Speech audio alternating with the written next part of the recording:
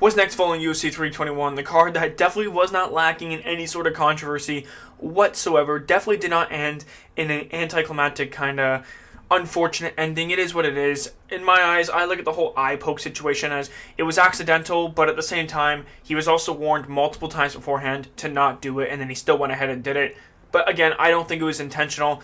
I think Ciryl Gane just naturally keeps his hands open. This is more of an issue with the UFC gloves, in my opinion, as well as his team, like Nasruddin Imavov. Like, they're all known to commit fouls on a regular basis. You know, low blows, back of the head shots, eye pokes, all the good stuff that we love seeing in MMA. The stuff that we love seeing end main events and various fight night cards and stuff as a result. But it is what it is at the end of the day. You know, I think it was accidental. So we're going to start off with the main event. What is next for Tom Aspinall? What is next for Ciryl Gane? Well, we got to have the rematch, right?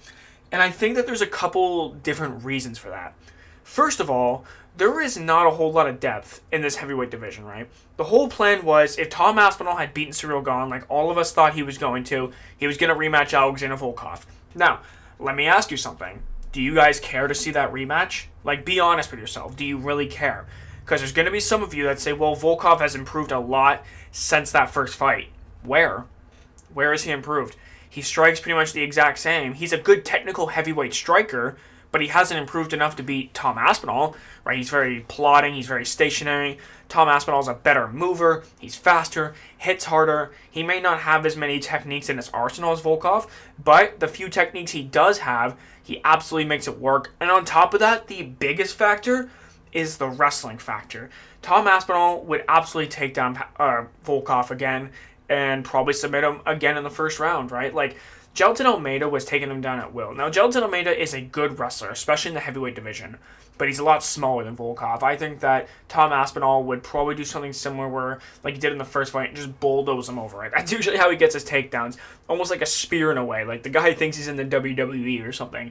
It's a little bit funny to watch, but honestly, I'm kind of glad that we're going to have this rematch because it was proving to be a very even back-and-forth competitive fight where, in my eyes, Gane was getting the better of the striking. He was landing jabs from a distance, trying to land some leg kicks and some oblique kicks to the knee, which Tom Aspinall does a really good job of responding to those types of techniques. If you throw oblique kicks or leg kicks at him, he's immediately responding with something, and I think it's to get you to not continue to throw those strikes because you're going to enter the firing line. And when you enter the firing line, you are at risk of getting countered by his 1-2, extremely fast and powerful, and because you're off balance due to you throwing a kick, you are not going to be able to respond appropriately. However, Ciryl Gane was responding in the most appropriate way possible. I know this is not a breakdown and analysis video, but I just wanted to kind of get some of these thoughts out there. If you go back and watch the fight, you'll notice Ciryl Gane's here in the southpaw stance. He'll throw the oblique kick, and as he was doing that, he was doing a good job of getting his guard up high because he knew that Tom was looking to counter him, but he still wanted to do the damage to the knee and to the legs of Tom Aspinall.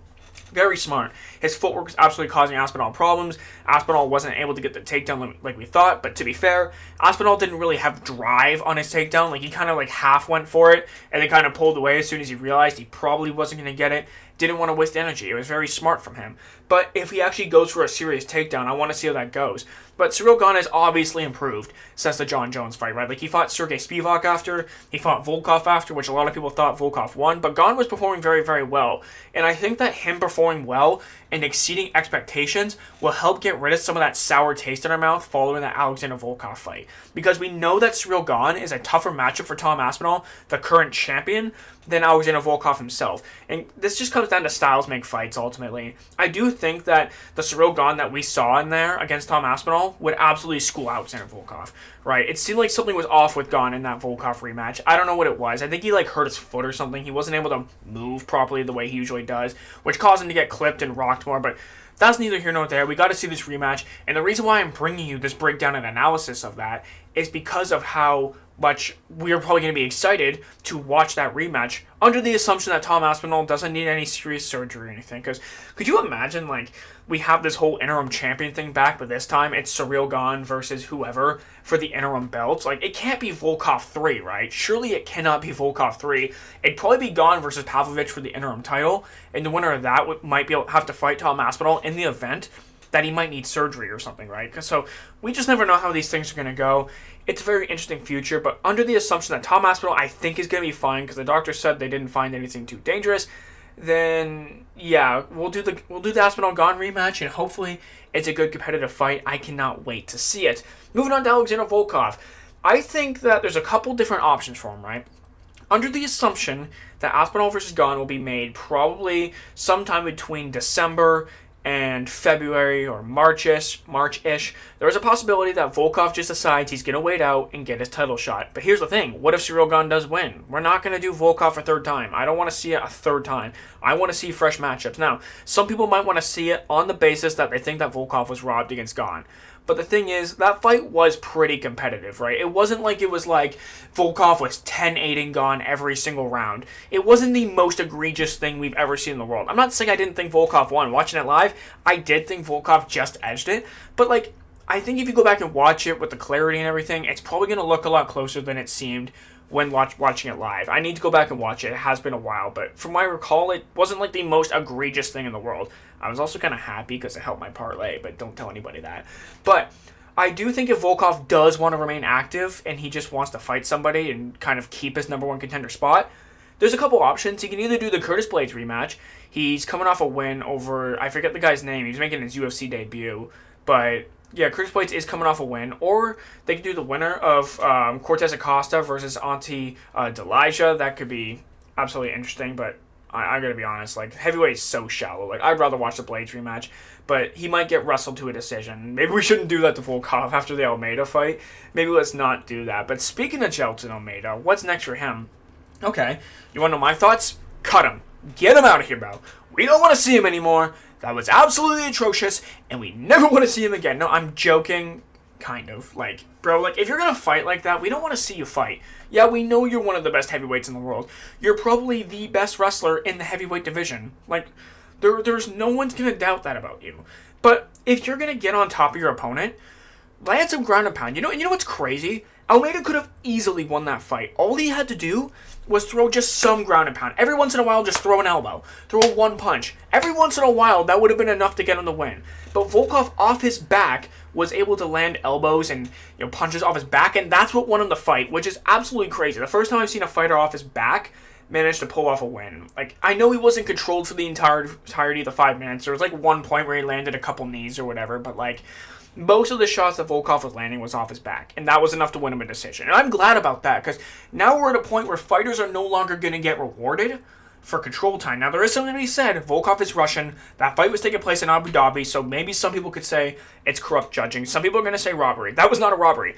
If I hold you down and sniff your crotch for 11 minutes and I land 9 significant strikes, I deserve to lose, ultimately. So, what's next for Almeida? We're going to give him Sergey Pavlovich, in my eyes. We give him Sergey Pavlovich. Pavlovich sends him to the Shadow Realm, and we never have to hear about this guy again. That's what I'm hoping. Imagine Pavlovich just gets taken down and controlled.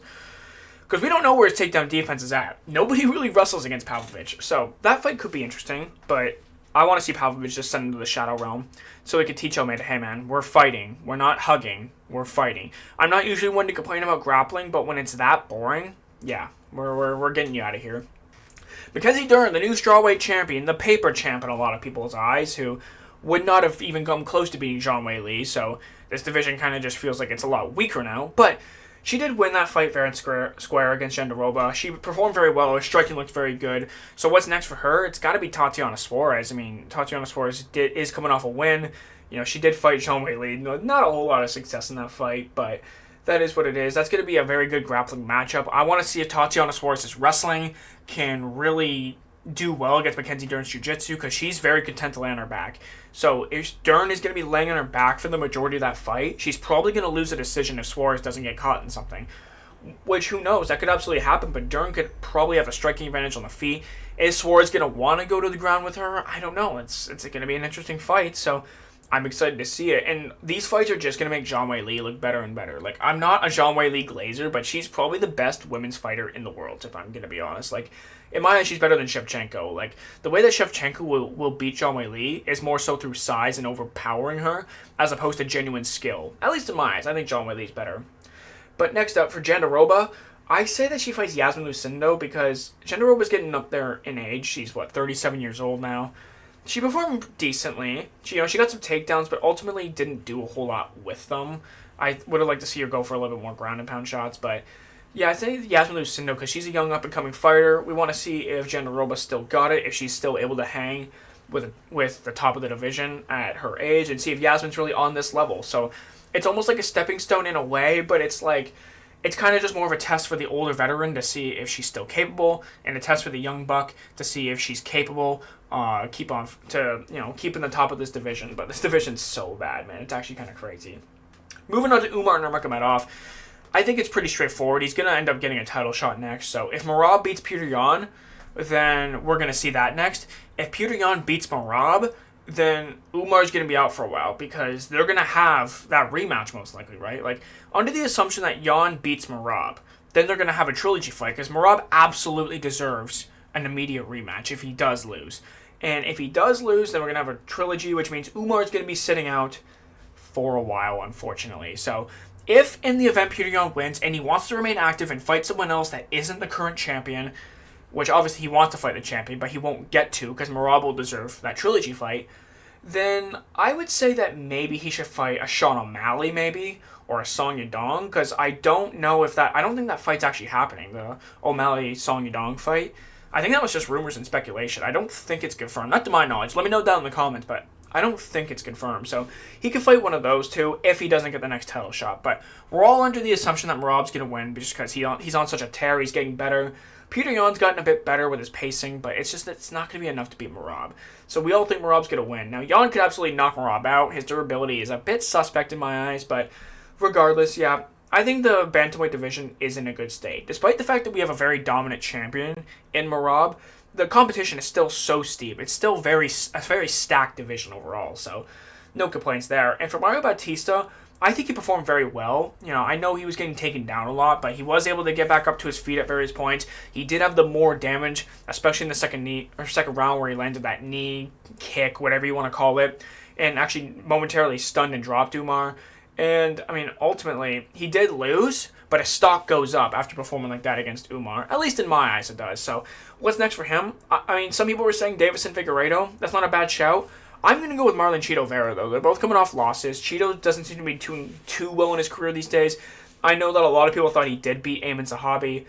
I don't know. That's up for debate. But I would like to see Mario Bautista take on Chito Vera. I think that'd be a very good fight. I favor Bautista to win that just due to his volume and his activity alone and his fight IQ. Chito is just a very slow starter, and he just doesn't get going till it's far too late. So, yeah, I'd go with Mario Bautista on that one, but I would absolutely love to see that fight. Now, moving on to Asmat Murzakanov. So he is going to be ranked at, number 7 now, and number 8, somewhere in that range, after beating Alexander Rakic. So in my eyes, I think the best fight for him, if he wants to step up in competition, is to fight the winner of Jan Blachowicz versus Bogdan Guskov, because neither of those guys will be worthy of a title shot yet, seeing as Carlos Ulberg is the clear number 1 contender. So in my eyes, if Murzakanov fights Blachowicz or if he fights Guskov, whichever one he fights, the winner of that one, that will be the next number 1 contender after this number 1 contender, if that makes any sense, right? It all kind of depends on what goes on with Alex Pereira. If he decides to move to heavyweight, then we have a bunch of options in the light heavyweight division. It's going to look interesting. But right now, it looks kind of weak just because Pereira is he's beaten pretty much everybody in this division. That left hook is something else. Bro is a black belt with that. He's a 3rd degree black belt with the left hook. It's genuinely crazy. But yeah, I think that Blachowicz versus Guskov, the winner of that, should fight Asmat Murzakanov. And as for Alexander Rakic, Rakic is an interesting case, right? If you look at his career, he's on a 4-fight loss streak, but I think a bit of context here is absolutely necessary, right? He loses to Jan Blachowicz with a knee injury. He loses to Yuri Prochazka and Magomed Ankalaev. Literally, basically, 1, 2, and 4 ranked or something like that. So, it's not like he's lost to bad fighters, and Azamat is a very good fighter as well. He's a very good striker, but he did get knocked out by a jab. That's kind of crazy. So, he'll probably drop down to number 9 or number 10. So, next up for him, I say is Johnny Walker. Johnny Walker is coming off the win over Jean Mignon, and so I think that fight could be very interesting to see if Rakic is worthy of keeping a top 10 ranking, or if Johnny Walker is more deserving. Can we imagine the resurgence of Johnny Walker, an iron chin? Or at least it's going to look like that, because Rakic is not really a power puncher, so it's going to look like Johnny Walker's got an iron chin in there. I would love to see iron chin Johnny Walker. That's a mythical fighter right there. But let me know what you guys think. Who would you guys like to see these guys fight next? Thank you so much for watching. If you guys enjoyed, make sure to leave a thumbs up, make sure to subscribe, and I'll see you guys later. Peace!